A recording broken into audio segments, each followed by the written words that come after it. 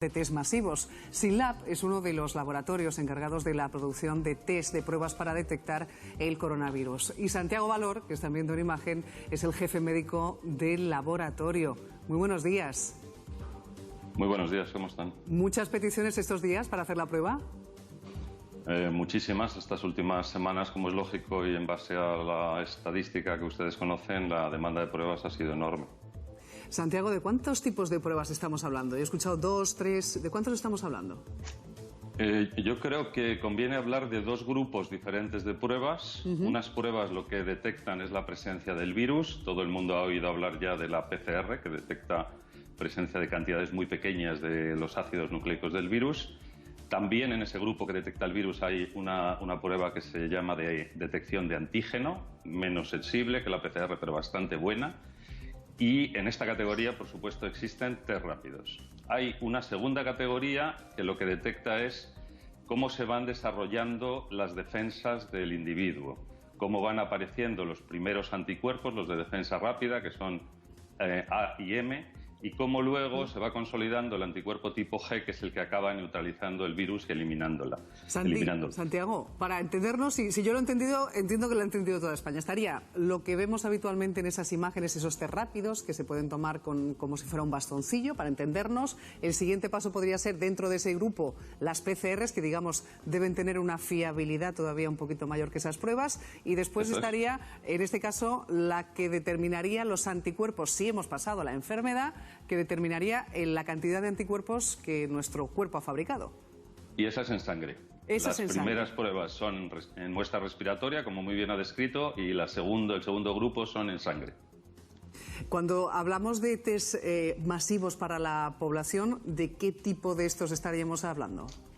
Estaríamos hablando de la combinación. Fundamentalmente, por supuesto, sería ideal agotar y completar toda nuestra capacidad de hacer PCRs porque es la mejor técnica. Claro. Pero estaríamos hablando básicamente de la combinación de test rápidos de determinación de antígeno en muestra respiratoria, ¿sí?, y de test rápidos de determinación de anticuerpos en muestra de sangre.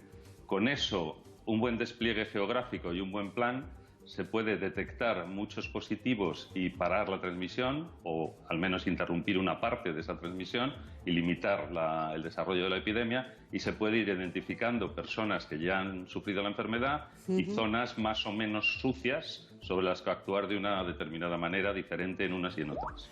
Santiago, ¿habrá disposición para todo el mundo? Hablamos de una llegada ahora, ya se anunció por parte de Sanidad de 1 millón, pero en España somos unos cuantos millones más, 46, 47... Yo creo que test hay en el mercado. Esto es una pandemia, afecta, como muy bien saben, a muchísimos países. Todos competimos en los mismos mercados porque los test vienen fundamentalmente del este, de Asia. Sí. Y necesitamos también, además, validarlos. No vale cualquier cosa que nos puedan ofrecer, o sea, todo lleva un tiempo. En principio debería haber test suficientes para todo el mundo, más que para todo el mundo, para el plan que diseñe cada una de las autoridades de salud pública de las comunidades autónomas. Santiago, tú eres uno de los laboratorios, tienes el jefe médico del laboratorio, como decíamos, encargado de la producción de ese test. ¿Tenemos capacidad para fabricarlos en España? En España se fabrican algunos test fundamentalmente de PCR y casi nada de los demás grupos que hemos dicho. ¿De qué precios estaríamos hablando? Seguramente mucha gente se puede plantear en casa, ¿cuánto me costaría a mí hacerme un test de esas características?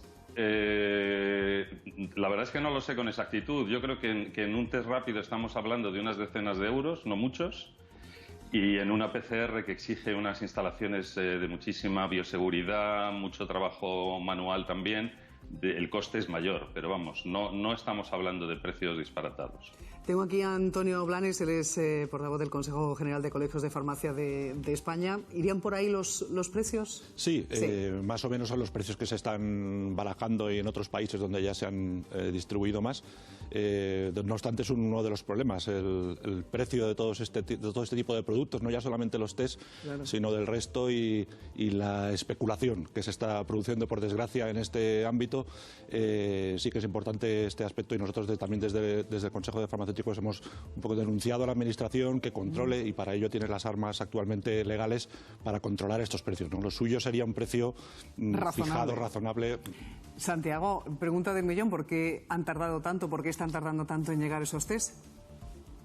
Pues, a ver, con los test hay que diferenciar también dos cosas. Una es cómo se comportan de bien, es cuántas veces, por simplificarlo, cuántas veces que son positivos, perdón, que tienen que ser positivos lo son, pero también es importante cuántas veces que son positivos nos sirven para diagnosticar algo en concreto, si el paciente está infectado, si es contagioso, si ha curado de su enfermedad.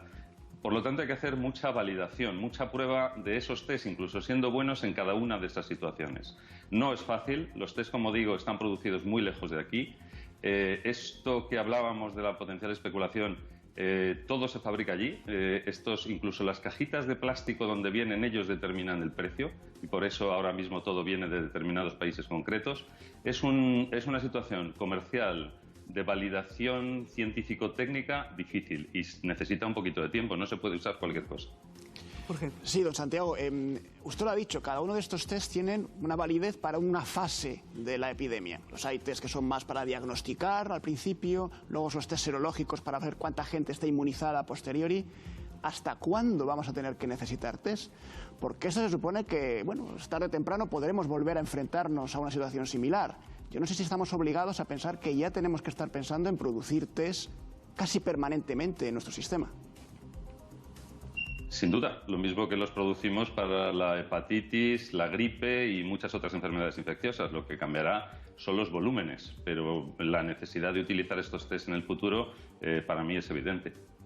Santiago, todos esos test, digamos, van a tener un sobrecoste, es decir, ¿para quién no van a tener coste cero? Es decir, si se van a hacer de una manera masiva, o quién, cuando quiera, por ejemplo, incorporarse a trabajar y diga a mí, pues o no formo parte del personal o de algún sector de riesgo, pero quiero hacerme la prueba para saber cómo estoy, ¿eso va a haber un mercado privado? Es decir, ¿eso se va a poder, por ejemplo, adquirir en una farmacia?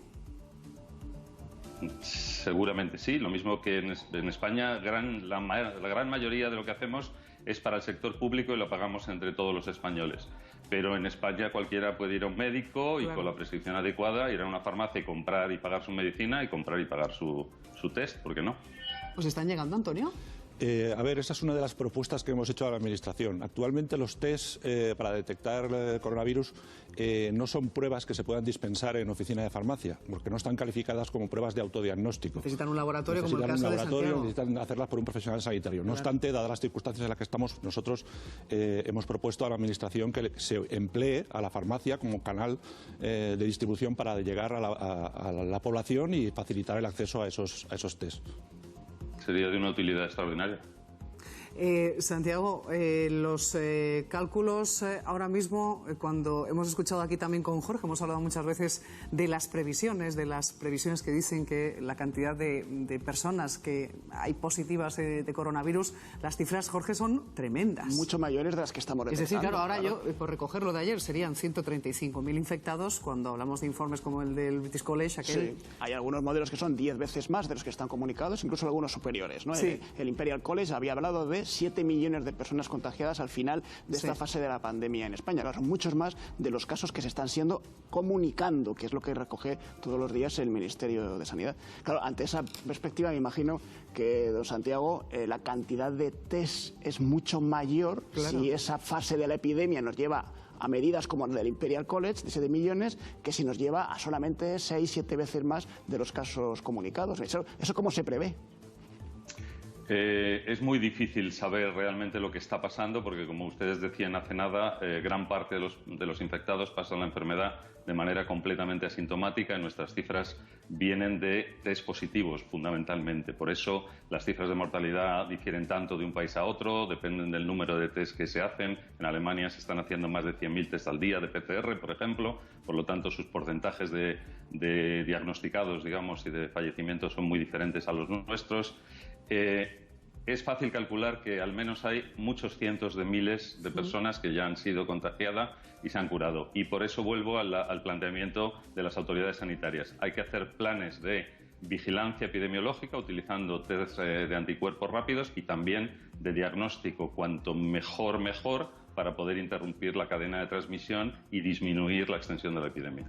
Santiago Valor, jefe médico del laboratorio SILAB, uno de los laboratorios encargados de la producción de estas pruebas que tanto estamos hablando y que tanto seguiremos hablando. Ha sido un placer charlar con usted y sobre todo que nos explicara un poquito en qué consisten todas estas pruebas a las que nos tenemos que ir acostumbrando todos para ir pasando a la siguiente fase. Un abrazo, Santiago.